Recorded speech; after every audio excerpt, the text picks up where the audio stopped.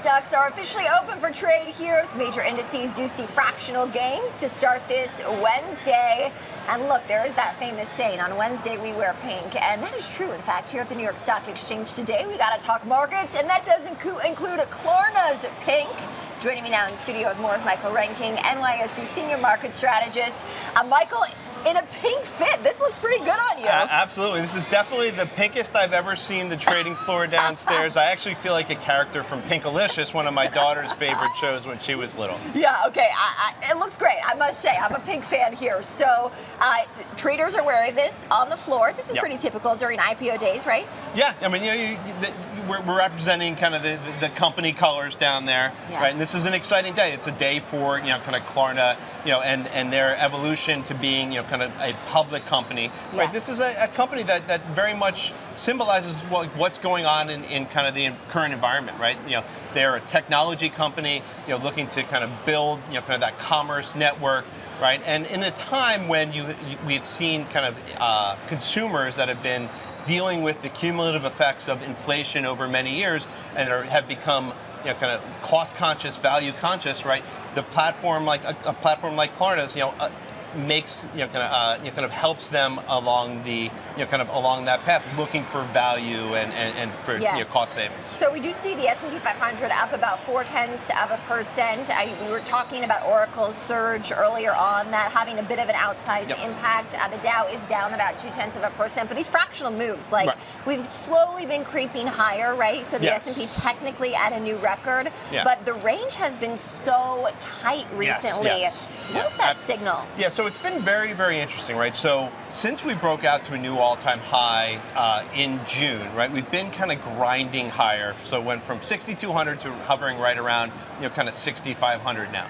Now, we're in this period where historically, from a seasonal perspective, it's a very negative time period. Typically between August and September, it's the worst 2-month period, with most of those headwinds coming in the September timeframe. Now, historically, September is the only month where you've actually seen a negative return profile. But what we have right now is, markets are setting up with this expectation that we're about to begin on a rate cutting cycle.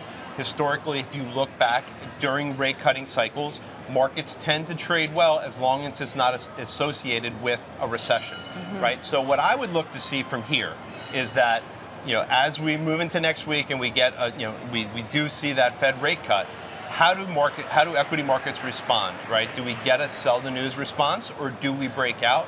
One of the things we've been seeing is this negative divergence where you're not seeing the relative strength quite as strong as the price action. So if we break to the upside, you want to see a confirmation of that, and kind of that commitment to strength. I got to go back to this pink jacket just because it's so eye-catching, Michael. It's a nice fit for you. And historically, for our viewers watching, right, they might not know the whole story, but traditionally, traders do wear jackets on the floor, right? And so that's why sometimes some of the IPO-like jackets are a thing. Yeah, so all the all the brokers and the DMMs that are down on the floor, they all kind of have a jacket that represents the firm that they are kind of representing. They all have their own colors. They have a badge like this. So you borrowed this jacket, yes, right? This is a borrowed jacket. This is from Citadel, who's the DMM on the Klarna IPO. And so they wear these jackets, and that way, and they have these badge numbers so that you can kind of identify, kind of who is making, is making those trades. So I'm glad that you brought that up. The DMM, the designated market maker, that is what probably our viewers know as the traditional trader. But since you're positioned in that post, how is today going to unfold? We're going to see them build the book, right? A human's actually going to open the stock. Walk our viewers through that process. So I mean that process is going to take some time, right? And what the kind of the DMM does is really, we want to make sure that we find the right price when we open that stock, right? So typically you'll look for something close to kind of 10% of the kind of the float, that where they kind of pair that off. They find buyers and sellers, the lead banker is going to really do much of that process in the background, right? And they're going to pair off that buy side and the sell side till we find kind of some point of equilibrium where we can then kind of find the right price to open the stock. Okay, we will be watching that closely. What else should our viewers know as we see this session get underway? Look, I think we have, tomorrow, we have, the big inflation data, CPI. Yep. We also have the initial claims data, right? So with the labor market very much in focus, we've seen some of those downward revisions and the idea that we're seeing slowing in hiring. I think one of the keys from a labor market perspective is that we don't see companies begin cutting headcount, right? And where you would first see that and see that the fastest would be in initial claims. Yeah. So initial claims data is out tomorrow. We have seen that move higher over the last few weeks off of the troughs that we've seen in July. So you want to see that number kind of stay reasonably tame. Yeah, and in terms of the deal making, right? September traditionally it can be a volatile month for stocks, but we know people are back from summer breaks, kids are back in school, and so Klarna, a massive deal, $15 billion valuation at its IPO price last night. Yep. Could we see more IPOs here in the next few weeks? Yeah, I mean, typically, when you come out of that summer, right, you do start to see kind of a little bit of rush as people kind of come back into the office. But there is also this kind of idea that there's a little bit of a compressed time frame because you don't want to get too close to the holidays, right? So that September, October, November time frame, I'd expect it to be pretty busy. Yeah, we'll be watching that indeed, and of course, rate cuts on the horizon.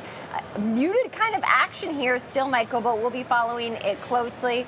Tariffs, though, seem to have taken a backseat even as we await what is likely to be a Supreme Court ruling, right? Yes, yeah. I mean, that's people are going to continue to kind of pay attention to that. Not only from a perspective of what is the impact on the economy, but you just think about the idea that we've been collecting so much kind of tariff revenue, right? That you'd have to kind of figure out how to send that back.